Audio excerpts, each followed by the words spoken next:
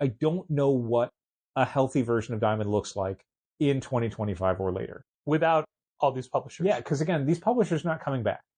They're selling off Diamond UK, right? Which is the comic book distribution arm for Europe. Yeah, which I think they're selling it to Universal. Yeah, they're selling off Alliance also to Universal, so they're not having that income, and they're looking at selling off Diamond Select, mm-hmm. and they're looking at selling off their North American comic distribution. Right.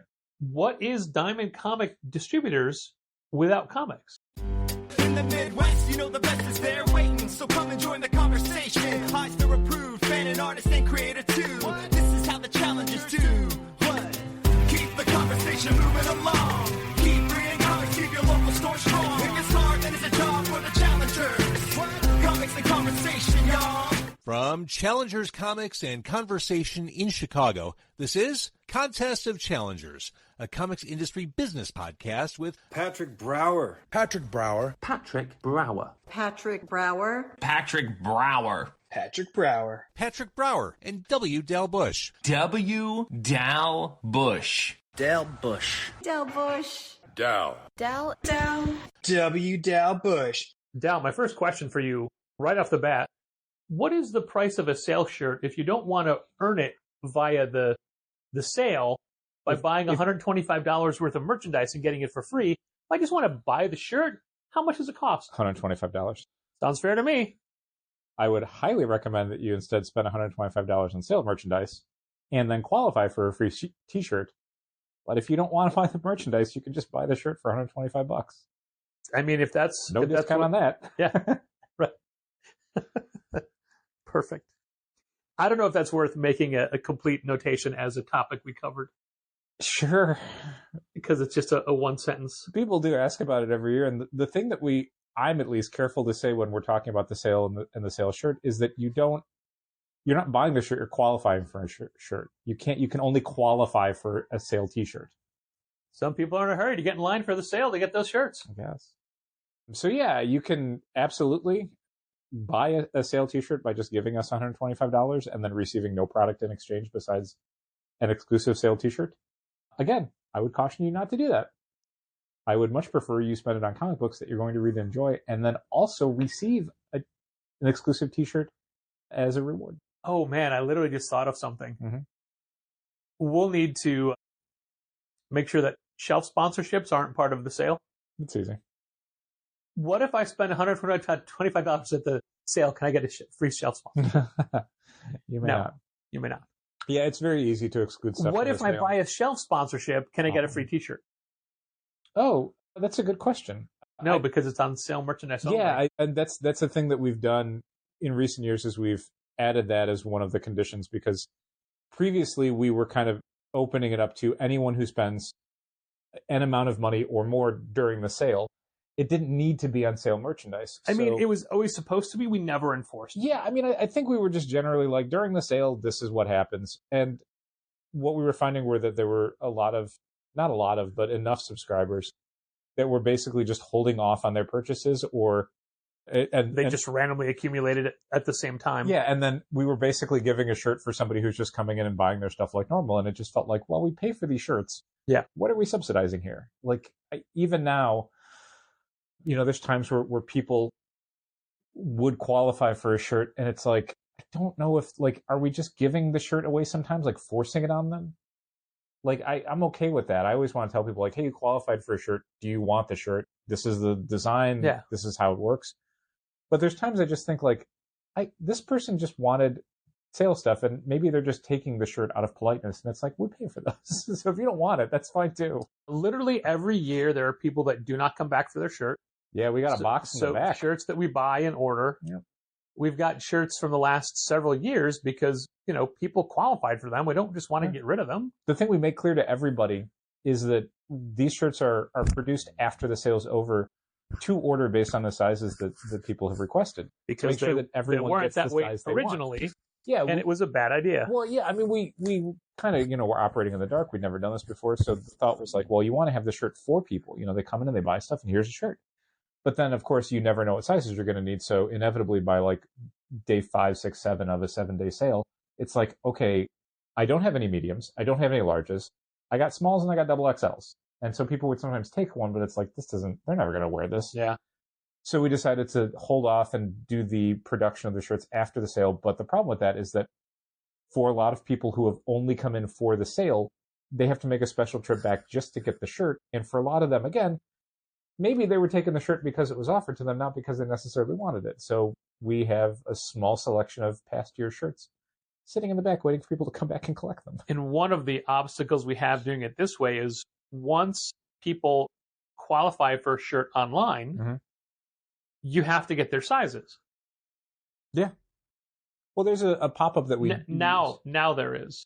Yeah, we were trying to figure that out in the early years because we had only ever done the sale as an in-store thing, and then with the pandemic, we opened it up to being an online situation, and then again, the problem was like, okay, how do we collect the information that we need?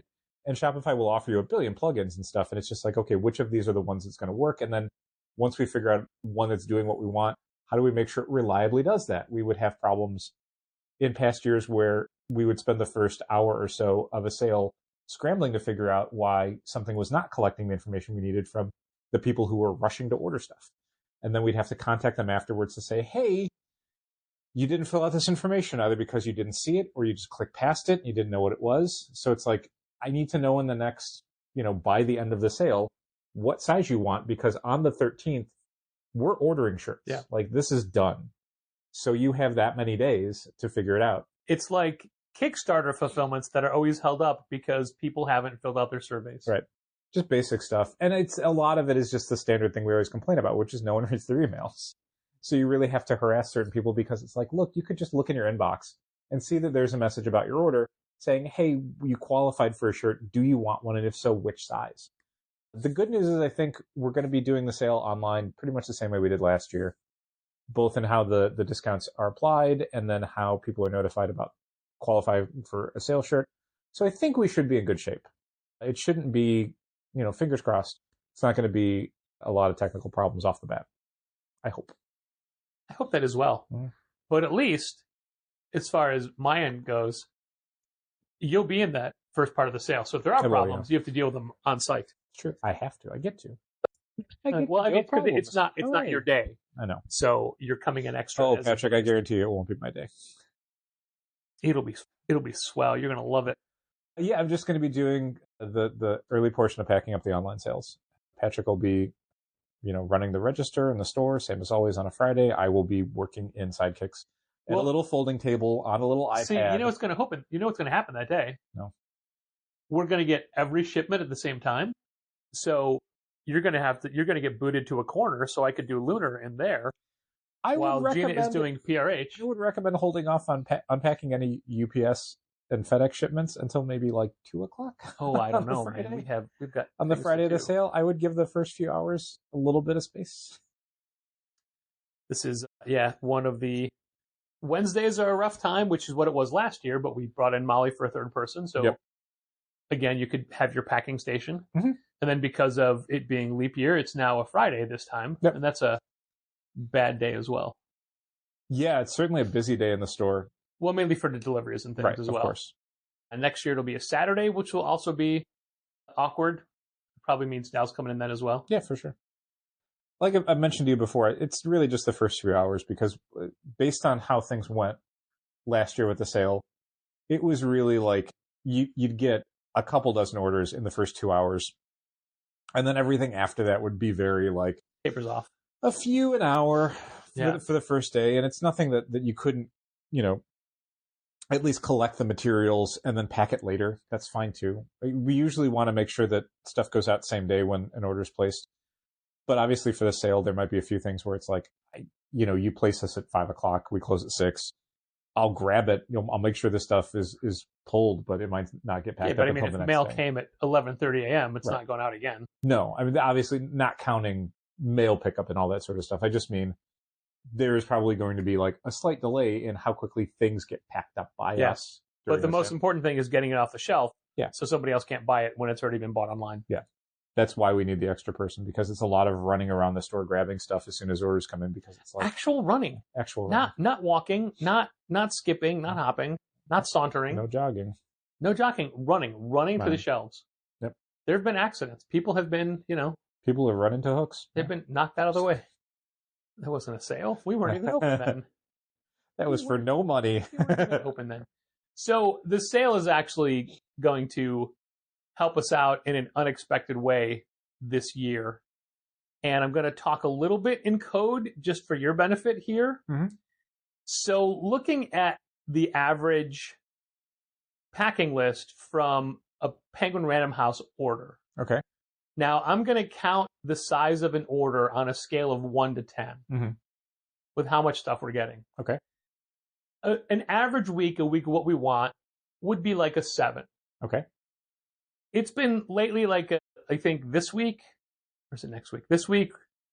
No, next week, because it's the 5th week. It's a 5. Mm-hmm. Okay? Right. The first week of February, the first Wednesday in February. Mm-hmm. The 5th? Yeah. It's a 3. Jesus. There is nothing coming out on the PRH side. The Wednesday of the sale, the 12th, Yeah.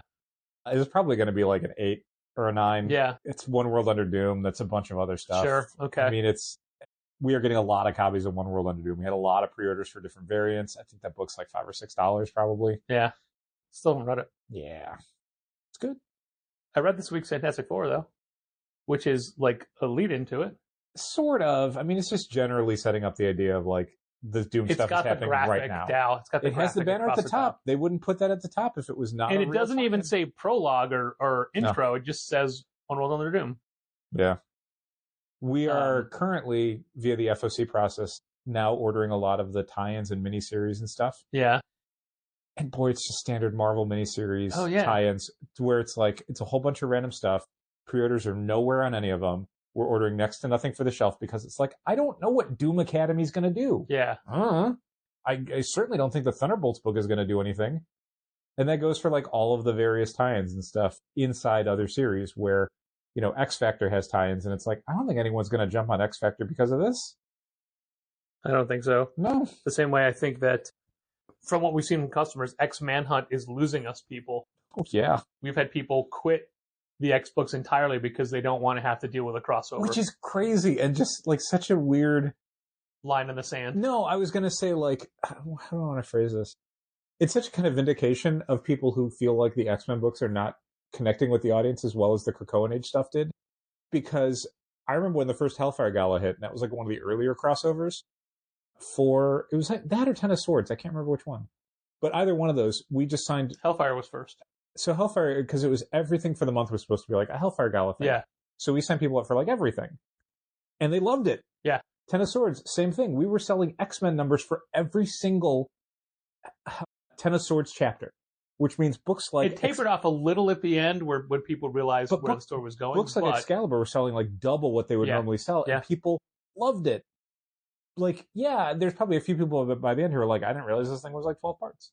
But people were absolutely into it, and they were getting every chapter, and we were hearing really positive things from everybody who were like, oh, I thought this series was, I thought this event was going to be really boring and wouldn't be what I wanted to read, but oh my God, it's so good.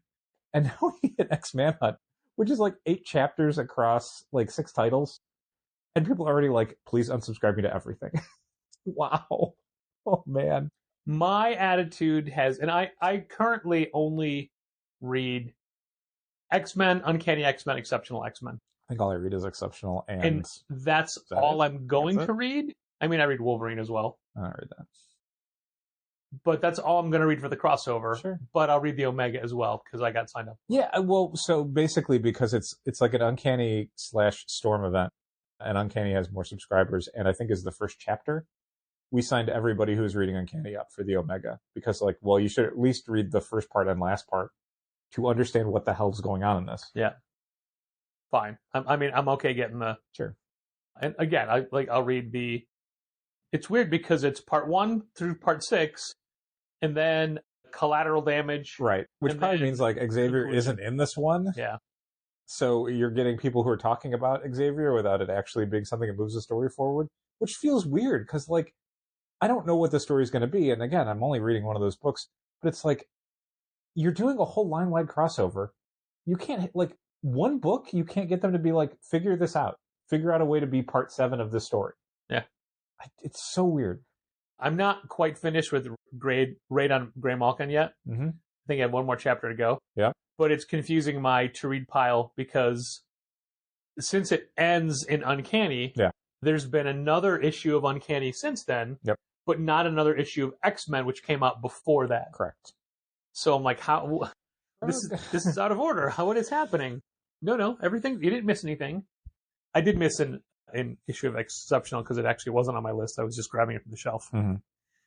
Foolishly, because I'd forgotten to add it. Mm-hmm. See, that happens to everybody. It does. But did you hear me say I thought I was down for it? I did. Did you hear me blame you for it, for not pulling it for me? I did. Could you feel my hackles rising? No, none of this is true. You did. You blamed me. You were furious. I mean, I blame you for most things, but I don't actually think it was your fault. No. He doesn't blame you for things. That's true. He blamed you for a thing with Bob the other day. Weird. Yeah, he thought it was funny. Anyway, I'm not excited for X-Manhunt, and I don't know anybody who is. Yeah, I haven't heard anything, and I don't think we've done any orders on any of those issues, so I'll have to take a look and see if the numbers have gone up at all. People wanting to be added to various issues. Certainly at the register, no one said, add me for all the X-Manhunt issues. Most people, again, look at it and went, oh, I don't want this. The one comment I saw was someone looked at it and said, oh, I already get all those. Yeah, just fine. But I am excited for One World Under Doom. That should be some good stuff. Yeah, I'm excited about the main series, and as always, I don't think I'll care about any of the tie-ins. Bloodhunt was the same way, where I would read a couple of the one-shots, or I'd try out all the different miniseries to see if it's something I was going to be into, but in general, I just liked the main 5-issue thing, and that was it. Yeah. And I still do. I still like it. Speaking of books I liked, I'm going to jump right into books that I've read. Let's do it. And good for me, I took notes. I wrote down what I read. I got a folder full of stuff I plan on reading this weekend, but haven't read yet. Well, one of these you've already read, so we can talk about that first. Cool. Mine is A Long, Lonesome Grave. I didn't read that yet. Oh, I thought you said you did. Nope. Downloaded it. No. It's Justin Jordan, and it's Chris Sheehan. Mm-hmm. And it is a fairly straightforward crime book about a guy getting out of jail, going back to his hometown, but nobody wants him there. Sure. But while he was in jail, when he went away to jail, he had to, lose his daughter. But literally nobody wants him back where he is. Mm-hmm. And all he wants to do is get out of town as well once he goes back to his family home. Okay. But things get out of control. And then it turns into a horror book because there's a curse involved. Ooh, curses. Yeah, so there's a witch's curse in this crime book. Mm-hmm. Mine is A Long, Lonesome Grave. Is it Oni? Yes. Sure. Anyway, I also don't know if it's, I think it's still FOCable. Yeah, I don't think we've ordered it yet. Okay. So that's recommended. I read Free for All, which is the Patrick Horvath book he did before Beneath the Trees Where Nobody Sees. And I think he had self-published it or like Kickstarted it or something. I think it Kickstarted. It was like a Zoop book, I think, something like that. I mean, it was a Zoop book recently, but I think originally it was a different format. But Oni is putting it out. Yep. It is like a 56-page one-shot. It is a discussion about the wealthy, the 1% versus everyone else, but literally in wealth distribution. Yeah, in gladiatorial combat. Yeah. You can keep your wealth if you fight for it, but if you're randomly selected as a billionaire, you need to give half of your wealth to the state. Mm-hmm. And if you don't, you have to fight to keep it. Mm-hmm. And not, only one of the two people is going to win. Sure. And if you lose, the state gets all of your wealth. Oh. But it is not anthropomorphic. It is not funny animals. It is real people. Real people. It's a little bloody. It's a little violent. I'd hope. I liked it. It was good. And it's interesting to see that was his first book. Mm-hmm. Nobody really got to know him until Beneath the Trees. Sure. But yeah, it's where he came from. So that is a one-shot worth ordering from Oni. I want to say the FOC is this weekend. I'm pretty sure it is because they've been really pushing the retailer promotion aspect of it. Yeah. The last 24 hours. And I got to read Bug Wars 1 and 2. Oh. purely from a size standpoint, it gave me strong Micronaut feels. Okay, that makes sense. There's a lot of world building for the hierarchy and the societies of all the different types of bugs and what they can do and what their strengths are. It's ultimately a family story about a very, I was going to say a small section of land. It's 1 yard. Sure. These bug wars all happen in 1 yard and there's connected woods, but it's a fun adventure superhero story. It's Jason Aaron writing it. It's Mahmoud Asrar on the art, reuniting them from their Conan days. Yep. Their Marvel Conan days, not their Titan Conan days, because they didn't have those. And it is it's a miniseries, right? I think so. Can't remember how many, but Bug. Yeah, I enjoy that as well. That's probably FOC. With that, I think that actually already FOC'd. Yeah, we already did it. It was last week. Yep. Anyway, still worth looking to pick up. Sure. And as I was coming down to the podcastatorium today, I thought, man, what is the name of that Justin Jordan book? It's got a long name. I can't remember. Past me, put it into my notes. Oh, nice. Yeah. So we're good. So I wanted to get a lot of that stuff out of the way because you had promised people, and you even alluded to it in your social media video. I don't make a lot of promises. My social media video, huh? Well, it was your video, a video you I didn't made. put on social media. Yeah, I did at about 4 a.m. because Patrick got home very late that night, and literally, because the plus side is because I didn't get to it. Normally, I'm waiting for you to send me the video. Sure. But that means I have to wait for it to buffer on my phone and then download and then upload to my photos, and then upload to Instagram. Sure. Because I didn't have to wait because it was doing it in the background hours and hours later that I got to it. I literally passed out as I was waiting for it to load, and then woke up, just like 10 seconds later or whatever, not realizing what was happening and where I was on the phone, and had to figure that out. That's fun. What other platforms do I have to do? That's fun. It's like, if you fall asleep and then an ad is on, you're like, oh, I was on this. Why was I on this page? Whatever. And it didn't make it to all of the platforms, but it made it to the important ones. Cool. And you even got a nice note from somebody. I did. That was very nice of them. It was one of the rare times that a social media message came in that I was actually able to show it to you because I was right next to you because of the store. Okay. And it wasn't just a spam? Yeah. It wasn't somebody telling me that I'm up for Woman of the Year. Congratulations. For the Good White Journal for 2025. But don't direct message them back. You got to email them. I got to email them. Yeah. What I find actually heartening by this whole situation is the number of people that support me in this endeavor. Aw. The number of people that think that I deserve it and can win it. I believe in you. Whether it be comic creators like Kyle Starks, or just people who shop at the store, or just well-wishers in general. Yeah. Appreciate it.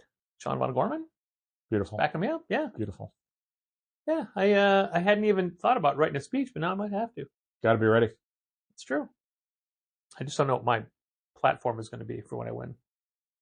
I think it'll be a better comic distribution for all. Hey, Dal, why don't you kick us off into talk about some sort of gemstones? The Righteous Gemstones. I hear they have a new season coming back. I was not aware. I can't believe I knew that before you did. I'm very excited about it. Show I have never watched. I don't even know how I would learn about it, but thankfully there were a bunch of unskippable ads on AEW Dynamite on Max this past week, and I got to learn about Righteous Gemstones and got to see the same goddamn bookie trailer. Do you never watch anything on Max? Like 7 times. Not with unskippable ads. No, but I mean, like, don't they have, like, Netflix will be like, coming soon, or ads and things when you sign in? No, I don't see any of those. Okay, whatever. I mean, when I go to Max, it's just to go watch AEW. And if they're talking about other shows, I'm like, I don't care. I just want to find AEW easier, and you're not making it easy on me. Patrick, I guess we can talk about Diamond Comic Distribution. Agent Season 2 starts tomorrow. Working for the Night Agent. On Netflix. But I have to wait until I finish Squid Games 2 before I jump in. Yeah. Diamond Comic Distribution filed for Chapter 11 bankruptcy about 2 weeks ago. And I'm sorry. We are dealing with the aftermath. Diamond Comic Distributors. Sure. Do you want to do this? I can stop talking right now. I don't want people to think that it's a different, like, subsidiary or something. Sure. Nobody did. All. Nobody did. Okay. Nobody thought that. Chapter 11 bankruptcy. As a result, they're undergoing a bankruptcy reorganization. And that has sent shockwaves through the entire comics industry at every conceivable level. So we're going to talk about how that's going. The first part is that it's not drastically affecting how Challengers does their business because we have long since diversified away from Diamond as our sole or primary distributor. We mostly use Diamond for whatever exclusive publishers that they still have. At this rate, currently, as we talk in January 2025, that's Boom, Dynamite, Titan, Distillery, maybe a few smaller ones that just aren't carried by anybody else, not necessarily exclusive through like deals, but exclusive because Penguin and Random House and Lunar don't carry them. But we mostly use Diamond for non-comics merchandise. Pop vinyls, action figures, blind bags, keychains, stickers, magnets, pins, all that stuff. So that's where we are going to most feel whatever's going on with Diamond is in our availability to get those things and keep those things in stock. The main thing about all this is that this was one of the least surprising things to happen in the comics industry in 2025. It was only really surprising in how quickly in the year it happened.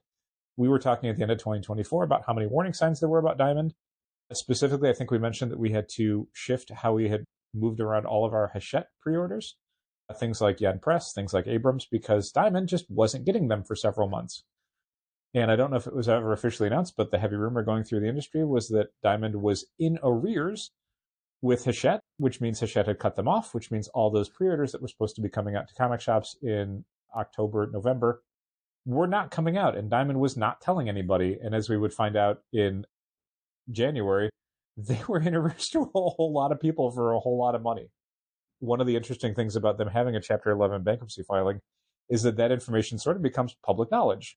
You can go to many different websites, ICV2, The Beat, and you can get some real detailed information about how much money Diamond owes how many different people in the industry, and it is substantial. I believe one of the numbers that I remember was that they owed Penguin and Random House, from whom they get all of their Marvel comics, Dark Horse comics, IDW comics, all the stuff they offer as a wholesaler to their clients, $9 million, which is an awful lot of money. And yeah, they also owe Lunar a whole bunch of money, which we'll talk about in a second, had some complications for them very quickly, but they owe everybody that they're dealing with, they owe money. Unfortunate. Yeah. Part of doing business. Yeah, and that's the thing that I don't know that gets talked about a whole lot, and it's unclear because the numbers that are posted because of their court filings were like, okay, they owe Penguin Random House $9 million. And it's like, okay, well, is that past due or you just owe them $9 million? I don't know how much volume Diamond does with Penguin Random House. Yeah, is that a week's worth of bills? Is that a month's worth of bills? Is it 6 months? Like, I think anybody who has a credit card, if you have a balance on that credit card, you know, that would be like, you owe Capital One this much money. And it's like, well, I pay my bill every month. Yeah. I just haven't paid it yet this month. So yes, technically I owe them money, but not in the way, like, in the same way that you can owe them money, but you're not in arrears. Like you're making your monthly payments. Yeah, it's like if you get it's your car. Like you owe money on your car, or if you get a utility bill. Yeah, like if you haven't paid it yet, you owe that money. Yeah, but so unclear how much of this is they are several months or years behind on these payments versus there is stuff they just haven't paid yet from this cycle. But honestly, I think it's probably the former and not so much the latter because you don't file Chapter 11 if you just haven't paid your bills that month. Sure. That's not how that stuff works. That is, you are in pretty big danger of large accounts suing you. So you need to kind of get that squared away before they can do that. So taking a step backwards for a minute, sure. A lot of my philosophy in everyday technological life, and I've never considered myself an early adopter because I mainly don't understand new technology until you explain it to me. But specifically, let's say on the social media front, whenever a platform would be like, hey, we have a new design coming, do you want to beta test it now? Like, do you want to start using it now or you want to wait till it's mandatory? Mm-hmm. And I always say, well, I'll do it now because it's coming. Yeah. And I may as well get used to it. Right? Like when there's a new iOS update coming, I'll download it immediately because it's inevitable you're going to have to do it. Right. So looking at the way the industry had changed during the pandemic and when it became available to divest yourself of all of your purchasing from Diamond, we looked at it like that, like Right. this is inevitable, let's do it now. Yeah. And when one of the things that I keep pointing out is Diamond inadvertently gave us the keys to their own demise.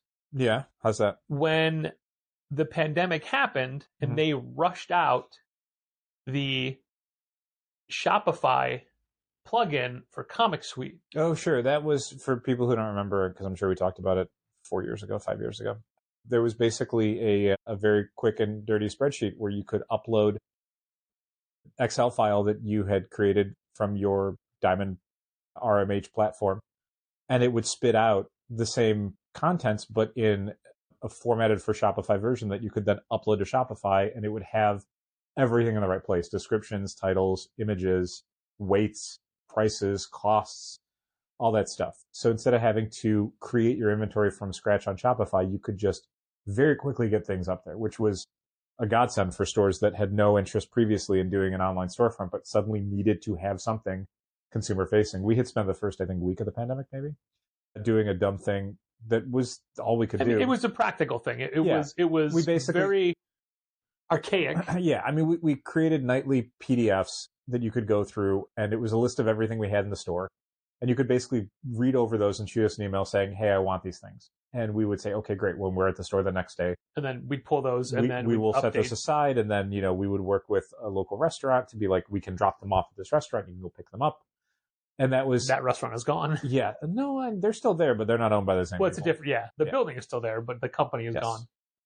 But that was something that I haven't forgot about that. we could do in a very brief period, because at the time it was lockdown stuff, and I think we could sort of in a gray area go to the store, but we absolutely were not allowed to do any business out of it. So we couldn't even do the thing of like, oh, we'll leave it outside for you to come pick it up. That was the ability to do that was like a month away. Yeah. But luckily, restaurants were considered necessary businesses. So a restaurant was like, your customers can come pick up stuff here as well. And that was great. So every day we would haul over bags and boxes and be like, thank you so much. Yeah, and the best part of that was it was their suggestion. It wasn't us going to them. Yeah, I They're didn't, like, "Hey, I you didn't wanna think do we this?" had that relationship with them, but they Yeah. reached out and they're like, oh my God, thank you so much. And it was a local business, so we didn't have to pile everything into a car and drive it halfway across town. It was like, no, this is in our neighborhood. Around the corner, there is a restaurant, and we will leave them there. And you can I go mean, we'd pick them still up. drive it over, but still. Right, but it wasn't like We weren't the traveling south miles. side to a store that was in You Bucktown. could have walked it over if you had to. Right. But thankfully there was the Shopify tool, and then people could order stuff online, and then it would still be some of that same process of us having to go different places with it. But there was at least, I would not have to individually make these changes in the system and then re-upload new files every single night. It was a little bit easier. I don't know if I would consider that contributing to Diamond's demise. To us, But once we had that Shopify connection, we then did Manage Comics. yeah, I And mean, once we did Manage Comics, then it became, we could use all these different distributors to Right. put things in because it wasn't compatible with Comic Suite at the time. I think I would probably say a lot of that in a different order. There's other stuff that happened in there that I think was less about Diamond and more about us just finding new options. Specifically, it was a while before, we had the Shopify website, and our website was still just a regular Challenger's interface. It was just information about the store. We didn't even have the Shopify website as part of our landing page for a long time. There was a long period where we used an interface called Octopus that was syncing data between the in-store experience and the online experience. And we did not put what I would consider a lot of emphasis on the website. We were still doing, I think to us, the stuff that really opened the floodgates, and for better or worse, it was when Diamond suspended their shipments. Thankfully, I still think that was the smart thing to do, even if it ended up destroying their business, because we were in no position as a store to absorb regular shipments of books. We needed restocks of stuff, and there was still books that were being sold. But I mean, if you'd been a publisher and you'd released new books any of those weeks, it's I can't sell any of these. Yeah. I literally am not allowed by my city to do business in the way that I would need to pay these bills. there were stores that literally could not even get deliveries. Like, because of how things were working with the lockdown, it was like, I can't get to my store to get a UPS shipment of Diamond books. Yeah. So conversely, though, there were stores that were still allowed to be open and were furious that there was no product. Oh my God, they hated it. But then that led to the creation of Lunar and UCS, and then eventually just Lunar. And then, so we were ordering from Diamond and Lunar, and then that started the process of us kind of looking outside. Like, if you have to have 2 distributors that you're ordering from, why not 3 or 4 or 5? One of the biggest things for us was finding, basically, as manga was blowing back up because of the pandemic, which manga saw a massive boom, what we were noticing was that we couldn't get anything in stock from Diamond. And what we were hearing from other stores is that they absolutely were no longer ordering their Viz stuff from Diamond because Diamond was never stocking it fully. So we reached out to find out who the other distributors were for Viz, and we found one, and suddenly it was like, oh, we can restock all of these books again. So now we're ordering from Diamond, from Lunar, from Simon & Schuster. And then we were finding out, oh, Penguin Random House is also a better distributor for DC stuff now because Diamond can't really get it, and Lunar hadn't absorbed everything yet. Yeah, they weren't doing the back stock. They were just doing their new product. They were slowly getting it, but they had to accumulate all of it from Diamond's warehouses. And that, certainly during a pandemic, that was taking time. And also, DC was dealing with both Lunar and UCS, so stuff had to go to like 3 different places. But Penguin Random House was already the book trade distributor for DC. So it's like, if you just need Batman Year One, like, just order it from PRH. And PRH had the shittiest website at the time. It's so much cleaner and easier to order from now. Back then it was like JavaScript and stuff. It sucked. I hated it. It was like Flash animation. But anyway, so at this point, early in the pandemic, we're ordering from Diamond. We're ordering from Lunar. We're ordering from Penguin Random House. We're ordering from Simon & Schuster. We found out that Hachette had other stuff. So it's like, okay, let's get a Hachette account. So now we're ordering from like 5 different things. And as Lunar added more stuff, and we were seeing like, okay, well, Lunar ships faster than Diamond. So we should probably get this stuff from Lunar because we'll have more days to unpack it. As Penguin Random House added more stuff from Diamond, it's like, well, we could wholesale it from Diamond, but we're getting a worse discount. And also we get free shipping with Penguin Random House. So let's do that. So all these other avenues had more advantages. And it was just like, it felt dumb to keep it at Diamond. And then you turn around and 4 years later, it's like, oh, we don't get any comics from Diamond. Like, we get as few comics as possible from them. It's mostly merch.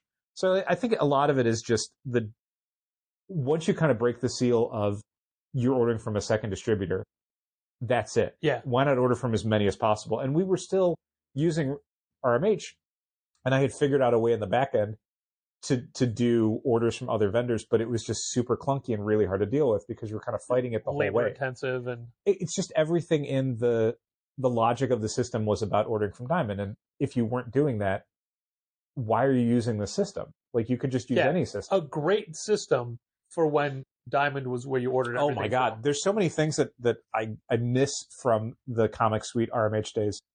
And it's stuff that you can't really do now, but it's just basic stuff like you were looped in at all times to Diamond's database. And that was the only database you were ordering comics from. So if anyone was like, can you get me this? You look one place. You look one place in Comic Suite, and it's like, yes, I can. Green light, boom, there we go. I added it to the order. You'll get it soon. And, honestly, like, I love Managed Comics, and it does a lot of tremendous things. But because Diamond spent years developing their system to work with their database only, there's a lot of like quality of life stuff that I miss from that, which one of the things is just how it would sort of create, like, it would add individual books to people's accounts. So whenever that book inevitably came in, it would just know to pull it for them. It wouldn't look at it on a timeline basis. It wouldn't look at it on anything else. It would just be like, that person's down for this item code. So even if you add it later, after it's come out, whenever that order comes in, it's like, here you go. And oh my God, when you needed an order, you would just pull down an order. You would just go to the list invoices and go like, oh, this one. It's that one. Yeah. This packing slip, not even invoice, packing slip. Here's the screen. Check off what didn't come in. Change whatever you need to change. Post the thing. You're restocking the stuff that you're supposed to restock in the system. You're pulling the things you need to pull for people. It was all super fluid. It was tied to your point of sale system. So when it was time to order, it would tell you how many copies you had for subscribers, how many copies you want that you sold last month off the shelf from subscribers, how many subscriptions were still in boxes, how many quantities were still on the shelf. Yeah, it was tons and tons of data because it was all looped in on one system with one database with one expectation of how you're ordering this stuff. But again, once you sort of break that link and you're not ordering most of your stuff from them, FOCs were impossible. Data was not where you needed it to be. So it's like we looked at a basic from scratch setup and it's like, well, Shopify is the platform that we want to use more of. We only started using Shopify POS because we were going to be using Managed Comics. And it's like, well, this is all, it needs to be one platform now. And if Managed Comics is a plugin to Shopify, then Shopify is the platform we're going to use. And I think Managed Comics is great. One of the biggest improvements, while there's been a lot of things behind the scenes that I missed from like the Comic Suite RMH days, one of the things I adore about Managed Comics is how easy it is for the consumer to interact with it. We used Pullbox for a little while and it sucked. Yeah, and it was a lot of fielding a lot of questions that we couldn't answer because it didn't work. It wasn't intuitive like it was supposed to be. It wasn't helpful. It was always creating situations where like someone was ordering stuff they didn't realize they were ordering, or ordering multiple covers when they thought they were just getting one. And Managed Comics is just so much smoother. And so much smoother. We were using Pullbox after Comixology. We had the Comixology account first. Yeah, I barely honestly remember the Comixology stuff. I remember I very early all of those emails every month, but I genuinely don't remember how their interface even looked from our side of it. Well, I do remember a very early podcast episode where I sat down with George and had him go through it. It was his first time experiencing it. So it was a live reaction of George learning Comixology and adding things to his account. Mm-hmm. So we could gauge like how user friendly it was. Right. But then people listening could also kind of follow along. Yeah. See somebody experiencing it for the first time. We got way too far away from when I wanted to put this joke in. Okay. But I remember this because you had mentioned that the PRH website still using Flash animation. Oh my God, I hated it so much. It was the worst one to order from. When iPads were first a thing, mm-hmm. there was a great Foxtrot cartoon or a comic strip. Okay. Where it was Steve Jobs. It was 4 panels, same setup in each panel with Steve Jobs holding an iPad. Mm-hmm. And in the first panel, it's Batman. It's like, Batman, this is an iPad. This is going to be the future of comics. It's going to save you. Mm-hmm. Next panel, Spider-Man. Steve Jobs, Spider-Man. This is an iPad. It's going to be the future of comics. It's going to help comics mm-hmm. exist in the future. Right. Third panel was the Hulk. Same thing. Sure. Fourth panel was the Flash. And Steve Jobs says, not you. Uh-huh. Come on, that's good. It's good. It's good. It was really good. I mean, it's obviously... Flash didn't work on the iPad, everybody. It's a very dated reference because Flash animation isn't a thing. Nope. Not anymore. But, yeah, it was very funny. Yeah, so we diversified way away from Diamond. I wouldn't say quickly, but inevitably. So, as it became available to do so. Right, which, I mean, to get into it, so Diamond still acted as a wholesaler for a bunch of different publishers. Summit couldn't, DC you can only order from Lunar, that's the end of it. But most of the other publishers that were being picked up by Lunar and Penguin Random House, Diamond could order from Lunar and Penguin Random House and then get that stuff in for their clients. So you could, as a Diamond client, get everything but DC from Diamond. It maybe would be a lower discount, maybe it would be a little bit like clunkier, but you could still do it. One of the things I thought was honestly kind of sad about Diamond's situation pre-bankruptcy was that we would, since we're still a Diamond client, we would get the normal Diamond emails and notifications and stuff. And almost every week there was hey, every Diamond customer, we don't have all of your Marvel books because a bunch of them got damaged. And it's like, oh, because you don't get them from the printer anymore. Right. You get them from Penguin Random House. And sometimes when you get books from Penguin Random House, they are damaged. And you don't get them, like, you're dealing with it as Diamond the same day that we are as challengers. And Diamond has to get that stuff repacked and shipped out. And so Diamond might not find out until, the Friday before a book comes out that these are all damaged now, because that's when you're getting your shipment from Penguin Random House. It's like, oh, it's real sad for them. So yeah, is Lunar technically not a monopoly for DC product because UCS voluntarily chose to stop because they were available from multiple places. Yeah, I don't. One know of them said, this isn't worth it to us. We're not going to distribute things anymore.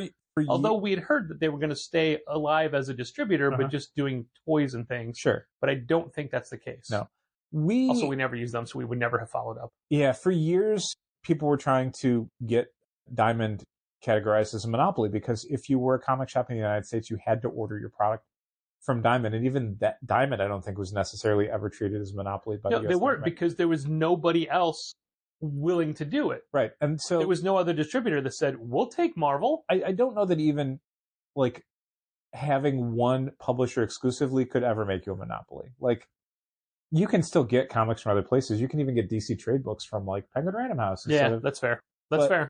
But comic books, it's such a small wedge of the pie that I don't think anyone would ever consider that monopoly. Like, I'm sure there's stores that just don't order from Lunar Period, so they don't get DC Comics. That's it. But anyway, Diamond declared bankruptcy, and I think you can sort of see the path that they got to with that bankruptcy by everything we just said about how we diversified away from Diamond. Diamond lost exclusive access to a gigantic percentage of the market. Losing DC alone was a huge blow to them. That was, I mean, DC at the time is like 35% of the market. So imagine overnight losing 35% of your potential business. Like, there's very few businesses that could survive that for even a few months, let alone, 4+ years. And then to lose a year or so later, to lose Marvel, which was 45% of the market. I mean, it was a lot. These are huge, huge companies. These my rough calculations are Diamond has lost over $200,000 a year just from us. Yeah, I think people who did a breakdown, I think John Jackson Miller, maybe on Comic-Con, had basically did a thing, and he sort of calculated out that like Diamond had lost like 90% of their volume from the start of the pandemic to today. And that is catastrophic. There's like, the problem Diamond's having is not necessarily that they lost all that business, although that is bad, but specifically how that business allows them to work at a certain scale. And that scale could not easily be reduced. They have offices, they have warehouses, they have employees, they have management, they have all these different things that need massive amounts of product to subsidize. And when you lose 90% of that, you can reorganize to an extent, but eventually you're going to have to figure out how to be a lot smaller of a company. And this is kind of what Chapter 11 is about, is them being smaller as a company. They're getting rid of a lot of subsidiaries that they had bought when things were flush, when they were the only game in town. So things like Diamond Select, things like probably Gemstone Publishing, things like Alliance that they had bought as Chessex back when we were working in other places and Chessex was still a thing.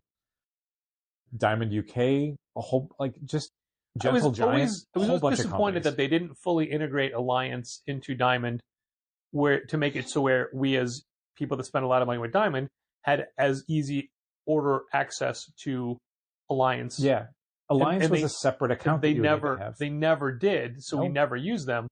But I think they're ecstatic that they didn't now, because you can easily divest yourself of that component. Yeah. Yeah, because Alliance is a separate headquarters in a separate warehouse in a separate place with separate employees and separate management and stuff.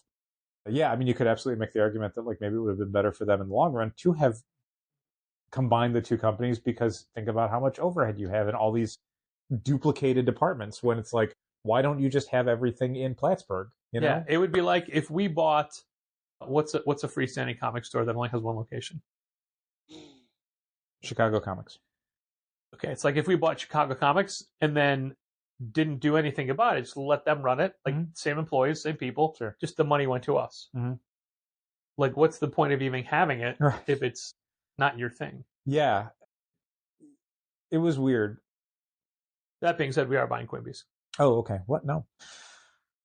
So anyway, Diamond, the biggest problem in the industry because of this, honestly, isn't necessarily even the Diamond aspect of it. I feel bad for a lot of the people that work there. I am, obviously concerned about them as a vendor that we go to. I don't know if we'll be carrying as much non-comics merchandise if Diamond were to go away. There's certainly a very easy way for us to get that stuff, and it makes us pick up lines that we would maybe not normally pick up if we had to go to a different place for them. I mean, also, I buy over 90% of my Marvel Legends through them. Sure. Buy a lot of my Transformers through them. The ones I don't buy are the ones that are exclusive at other, like a Walmart exclusive or a Target exclusive. But the one of the bigger problems with this is that Diamond owes a lot of different people in the comics industry a lot of money, and that is having some real quick negative effects on Diamond and stores and every place else. Almost immediately when this happened, publishers were having to kind of circle the wagons and figure stuff out. I think there was a little bit of a back and forth about whether or not Diamond would still have access to Image Comics material. Lunar had sent out a thing basically saying, no, Diamond won't. Diamond sent out a thing saying, well, we won't this week, but we still will. And then Diamond sent out a thing saying, we are working on this. And then the weirdest thing about this was that, so the week that this happened, where Diamond announced that they were filing Chapter 11 bankruptcy, Image through Lunar, and this was only all ever communicated through Lunar, but you can clearly see how Image was the one saying this. Lunar reopened FOCs for Image books several days after they had closed. We do our FOCs through Lunar for Image stuff Mondays. I think, was it Tuesday morning? Yeah. Diamond announced that they were filing Chapter 11 bankruptcy. Yes, it was Tuesday morning. And then I was Wednesday on the phone with Kyle Starks discussing our favorite 1980s Mid-South wrestling announcers. Okay. Wednesday. He's a Lance Russell guy, where I was more Gordon Soley. Wednesday, even Comics Pro was reaching out to retailers to say that, hey, by the way, anything you ordered from Diamond this week for Image FOCs is not getting filled. You have to re-FOC that stuff with Lunar this week right now.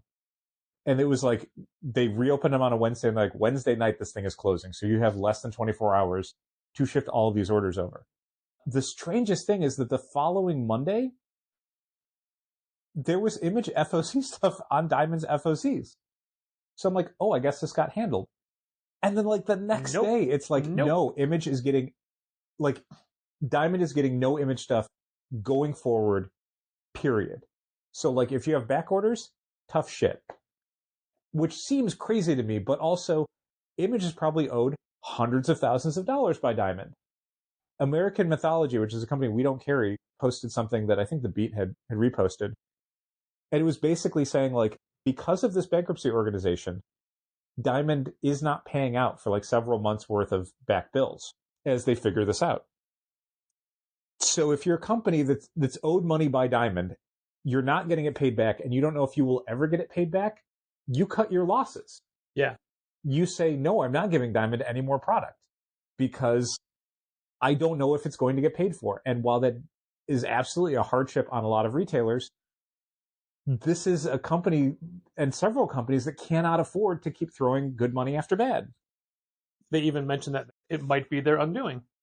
For American Mythology, yeah. And Vault, we've already seen, is... Yeah, yesterday Vault basically said, we're not doing single-issue comics anymore. Right. We're just transitioning to a graphic novel model. Yeah, and I mean, Vault was a company that's carried by both Lunar and Diamond. However, I'm sure they're owed a lot of money by Diamond, and not having access to that money for books they already gave them and shipped out is going to cause them to have to look at their upcoming schedule and go, how do we make the numbers work now? Like, how do we... The money we thought was coming in to pay for all this stuff is now not. What do we do? And I wonder how much you're going to see that through a lot of other companies in big and small ways. Some of it, again, is just places cutting Diamond off.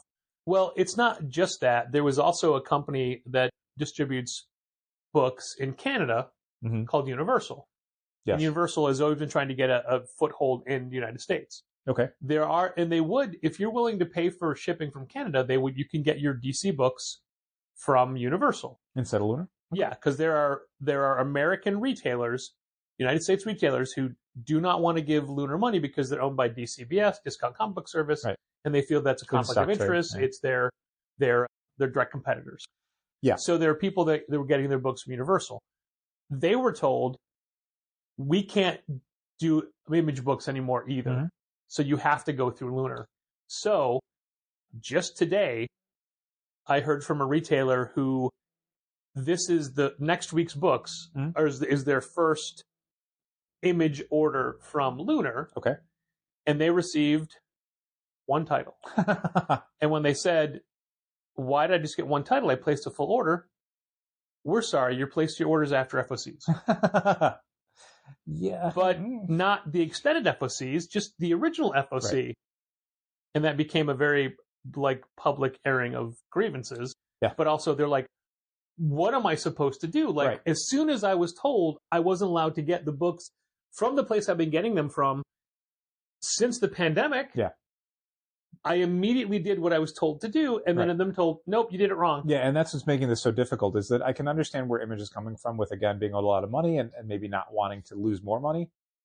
But this is shit rolling downhill stuff, where the stores that can least afford to not have access to material suddenly retroactively have no access to material. So while Image doesn't want to lose money providing books to Diamond that then Diamond may or may not be able to pay for, by not providing those books or not, allowing Universal to sell to to American clients, suddenly these stores don't have access to this material. And it's like, okay, well, what about my customers who want Spawn comics, want Saga comics, want all these things that I ordered thinking we were going to get them, and now I can't fill those orders. And as a store, the thing that will kill your business faster than literally anything else is not having access to new books. Yeah. If you are a store and you cannot, like back in the day when Diamond was the only game in town, if Diamond cut you off, you are out of business. That's it. Now there's a lot of other vendors, but if you cannot fill pre-order subscription stuff, you are going to lose customers and you are going to lose your business. And honestly, we can kind of see that in slow motion happening with Diamond, where as vendors leave them, as companies decide they will not distribute products through Diamond, Diamond becomes weaker and weaker and weaker. And the idea of Diamond surviving this bankruptcy becomes more and more of a long shot. You have to assume that they're basing their business survival on not losing any ground. Yeah, the cash flow that they counted on coming in. Right. But if that starts to chip away, then they're going to automatically be further and further in debt. If not only are they losing access to Image, but should they lose access to Marvel? Should they lose access to Boom? Should they lose access to Hasbro, to Super 7, to Monogram, whatever? Yeah. Like, what is even left to distribute at that point? And that's a legitimate fear, and the thing that could really accelerate the absence of Diamond from the market. And at the same time, it's hard to really blame all these companies, because the thing in the comic market is that everyone is operating under very thin margins and usually with almost no safety net. So when something happens that triggers an instability, every single company kind of has to look at how they can survive it. And sometimes that means them surviving, but not necessarily another company surviving. And that's kind of what's happening with Diamond and all of their various clients, is that you have companies that can't afford to help Diamond out here, who cannot afford to float Diamond essentially indefinitely, because they just literally cannot afford it. Yeah. And that compounds when you start thinking about a company like Image, if they're not getting the money that they're owed by Diamond, how are they paying the creators? Because that money has to come in from the distributors to then get dispersed to the various creators for those books. Yeah. So I'm sure there's plenty of creators who have not gotten paid for whatever books got shipped to Diamond over the last few months, because Image never got paid for them. It's all real bad. Diamond owing all these people money and being in a reorganization is bad. This is it's looking like a very fast process. I think some of the stuff that got posted is basically in about a month to 45 days. Diamond's reorganization needs to be done. Places that are going to get sold off need to be sold off by then. And we had heard that traditionally reorganization bankruptcy could take up to 2 years. Sure. And Marvel was in it for years. Yeah. Yeah. And I mean, that's, if you want to look at a bright side version of this, companies do survive this. Yeah. They go through the reorganization, they sell off parts, they operate under, very strict budgets. People get paid back. They come out of the reorganization. They're a stronger company. They can, whatever. The problem with the Diamond aspect is I don't know what a healthy version of Diamond looks like in 2025 or later. Without all these publishers. Yeah, because again, these publishers are not coming back. And they're selling off Diamond UK, Right. which is the comic book distribution arm for Europe. Yeah. Which I think they're selling it to Universal. Yeah, they're selling off Alliance also to Universal, so they're not having that income, and they're looking at selling off Diamond Select, Mhm. and they're looking at selling off their North American comic distribution. Right. What is Diamond Comic Distributors without comics?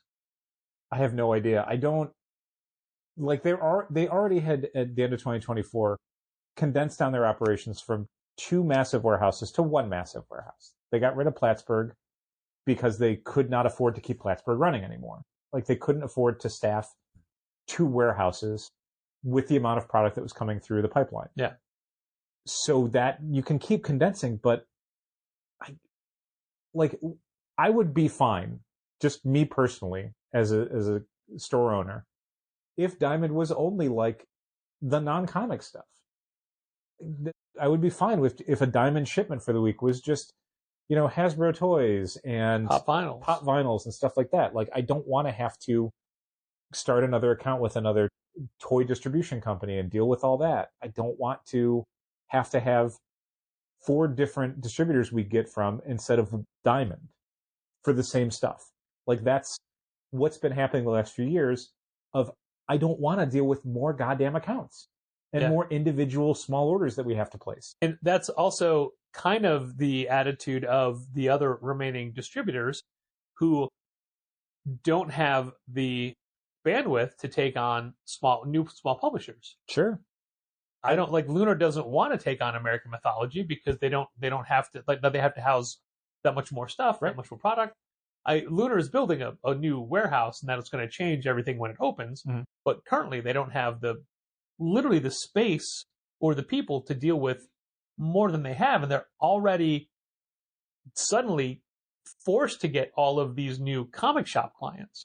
Yeah. And as someone who's been getting Lunar shipments the last 5 or 6 months, it's sucked. They're not the worst, but it's pretty bad. It's definitely taking a toll. Yeah, there's more and more errors happening every week where, like this week alone, we didn't get any of our Justice League Unlimited #3 cover A's.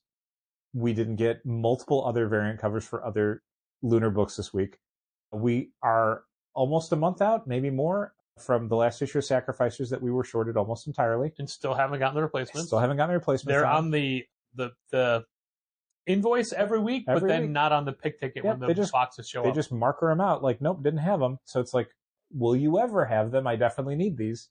There's any number of books on that have been on pick tickets for like the last 3 weeks that they just didn't pack yet. Human Fly #2 every single week. In the Garden of Earthly Delights every week. There's one other single issue book. Damn #1. Yeah, Damn #1. Every week. Nope, not getting it. So you think it's coming in and you might tell customers it's coming in and then it just didn't come in.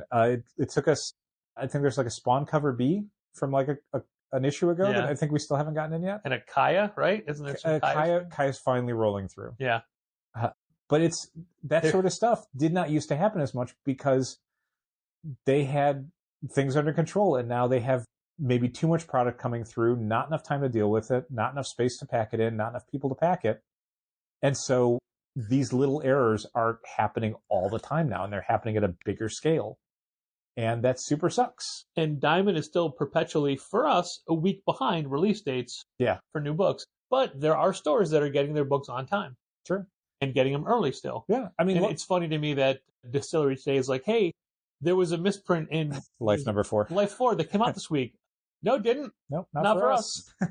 It'll be next week, but now we just won't even receive it. We don't have to pull it off the shelf. It's not on the shelf. Nope.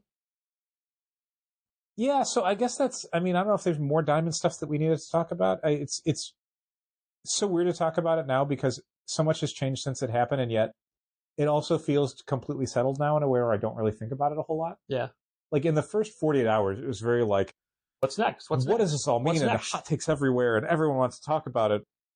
And now talking about, Diamond's bankruptcy is like, talking about autumn weather. Like it's January. I'm not thinking about that. Who cares? Shortly after we finish this recording, I will be doing a live word balloon podcast with John Suntress all about Diamond and the LCS problem, which I'm not sure what that is. And it'll have been out for days before this episode actually airs. Oh, because it's live. Like it's Sure. it's done on YouTube, Mhm. and then interesting. he'll just put the audio up. Sure. So I don't have the safety net of things being edited. Oh, okay. I also have to dig the old convention banner out and set it up backdrop? so there's a background. Yeah. Nice. Well, A, for branding, and B, so it doesn't just, because the So they can't see webcam, your kitchen. yeah, it's my art table, the stack of action figures on my kitchen table, the exercise bike, Uh-huh. just screen that stuff off. But I won't know if it's in the right position until we start recording and I can see my little box. Sure. Yeah. And then as far as Contest of Challengers goes, which is, as you know, a comics industry business podcast Not always about business, though. here in Chicago. And next week's episode is going to be very different and also on a different day and or time. Ooh. Like, patrons will get this episode Saturday, Mhm. and the rest of the world will get it Sunday. Mhm. And then immediately, probably Monday, will be another episode. Will be like next week's episode, but it'll go up. The full episode will go up for patrons and the rest of the world at the same time. Okay. Probably Monday, which, while leaving it the same number of episodes, means there's probably like close to a 2-week gap before the next actual episode. Okay. I mean, oh no! I mean, I'm doing that specifically for you. I mean, you can don't worry about me. We can do another episode the week Yeah. after if you want. It's fine. I'm also worried about me a little bit because I've got. Yeah, that's the part. If Yeah. you don't want to do another in a We'll see. 10-day period, you don't want to do 3 episodes. I totally get it. Well, I've got this now. Word balloon tonight. Mhm. Another Contest of Challengers on Sunday recording for me. I've got my ignition call on Monday. Your what? So I'll be talking to a lot of comics people this week. What was the last one? Ignition. I don't know what that is. It's a new publisher. Oh, okay. Oh, right. Yeah, Yeah. okay. I thought that was like a podcast. I'm like, I don't know. No. I don't know who it I mean, I did a bunch of like end of year wrap up calls with Square Enix and with Skybound. Mhm. I was supposed to do one with Oni, but I never got around to it. And then Torma had paternity leave, and then I have this one. Mm. But this is more of a what are you about? What are you doing? What are you about? But that's not a recorded and put up thing. That's just for our own personal edification. Sure. But still, it's a lot of industry talking. Mhm. Just like there was when all this went down to begin with. Oh, yeah. Lots of phone calls. But that's, it keeps you connected to the industry. Sure. Also, this news just became public today as far as comic book retail goes. Mhm. The Reverend Bruno Bautista, that's a reference. Instead of the Yeah. Deacon Dave Bautista. Yeah. I get it. No, Bruno from Big Bang is leaving Big Bang. Oh, He's moving to a different part of Ireland. Erland. He's getting out of comics entirely, Good for which I feel like he knew this was coming. him. He's like, This oh, I is bet not a John's diamond gonna go reaction. away. I'm gonna get out while I can get out. Big plans, big year for Big Bang coming up, according to the social medias. Nice. But John Hendrick will be doing it on his own. Okay. So Best of luck. good luck to John and good luck to Bruno. And he had messaged me in all caps saying, "Did you try the spice bag yet?" Thanks to a very helpful off-panel listener who, on my episode with David a few weeks ago, we were talking about spice bags, and I was lamenting not being able to get a spice bag here in Chicago. A Scottish listener, of all things, who lives in Chicago and came to the Lucky Devil signing, sent me information about a bar called Bitter Pops that does, quote, original spice bags. Ooh. And I have yet to get over to get one. Mm. And it's only a couple miles away from the store. But Bruno had, in all caps, said, "Did you get a spice bag yet?" And I responded in all caps, "Do you think you wouldn't know? Do you think I wouldn't have you be part of this process as it's happening?" Mhm. So I still need to do that. Hopefully this upcoming weekend. We'll see. I don't know. Let's hope. I don't know. One of the problems with the spice bag is it's usually a thing you are eating after a night of drinking toward the end of the night. Yep. Not just something you get for dinner. Exactly. Yeah. So we'll see. But don't worry. I will update everyone on this channel as well when the time comes, as well as other components of social media. They will know as well. So yeah, it's going to be a weird schedule for the next episode after this one. Okay. But there'll still be episodes, so we'll still be here. Thanks for listening. Keep reading comics. We literally just shut down recording, and as is traditional, Dal leaves the booth immediately, and I'll take a minute to look at the emails that have come in, because I was watching email after email come in while I was on the phone. So we literally just stopped recording like 2 minutes ago. Unbelievable. And there's multiple emails with an update from what we were just talking about. And since I can't get to those press releases on my phone because my phone is recording, Dal, take it away. I'm going to read. There were two of these that came in. Yeah. I guess I'm going to read the one from Penguin Random House. I assume that these are fair game because these are being released to the general public. Everyone's going to be talking about this. We're talking about it first. The subject line is PRH to ship Boom Studios to the direct market in April. Dear partners, that's us. I'm writing to you today about some very important developments on the distribution landscape and how they impact Boom Studios. While we had previously announced the departure by Boom Studios from Diamond Comic Distributors effective July 1st, in light of recent industry developments, like we just talked about, new developments? We have made the decision to accelerate the timeline for the transition of our direct market distribution to Penguin Random House to be effective April 1st, 2025. 3 months early. 3 months earlier, and crucial because the April catalogs are about to go out. Yeah. Honestly, there's probably some graphic novels that we already ordered that haven't FOC'd yet that are about to FOC, which is why they're doing this. Today was the day that the March orders close. The March initial orders. Back to the email. This will ensure that we can best support our retail partners and help you weather these market changes. We appreciate the many years of support from Diamond, and we greatly appreciate all they've done for us over the years. As with any change, there may be challenges, but we feel this change is necessary. If there's change, there's challengers. But we feel this change is necessary and vital, so we urge patience along the way as we work toward the solution. In order to minimize the disruption, we will continue to offer our products in Diamond previews. Okay. And we will be available via Diamond in the same manner other PRH distributed publishers are. We're currently working very closely with the PRH Comics team to align our schedules, and we will have an update for you very soon about what those changes entail. If you have any questions, please feel free to reach out to myself, blah, blah, blah. That's from Josh Hayes, Vice President of Sales, Boom Studios. So can we switch over Boom to PRH immediately? Penguin Random House Direct Market FAQ. Do we have to wait until Shopify, not Shopify, Managed Comics changes it as a drop-down option on their side? I assume Managed Comics will be doing that very soon. Yeah. What is the first date I can order Boom product from Penguin Random House? Direct market retailers can begin ordering Boom titles on January 24th, 2025. 4 titles going on sale after April 1st. So tomorrow. Yeah. Basically Friday, but I'm sure it'll be like Friday for Monday FOC. When will Penguin Random House begin shipping Boom titles?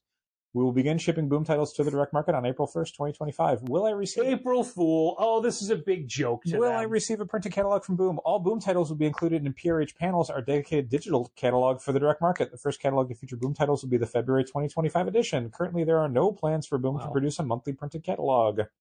Nor should they. They have a very limited output on a monthly basis. Yeah, I mean, they have more than IDW, and IDW doesn't print catalog.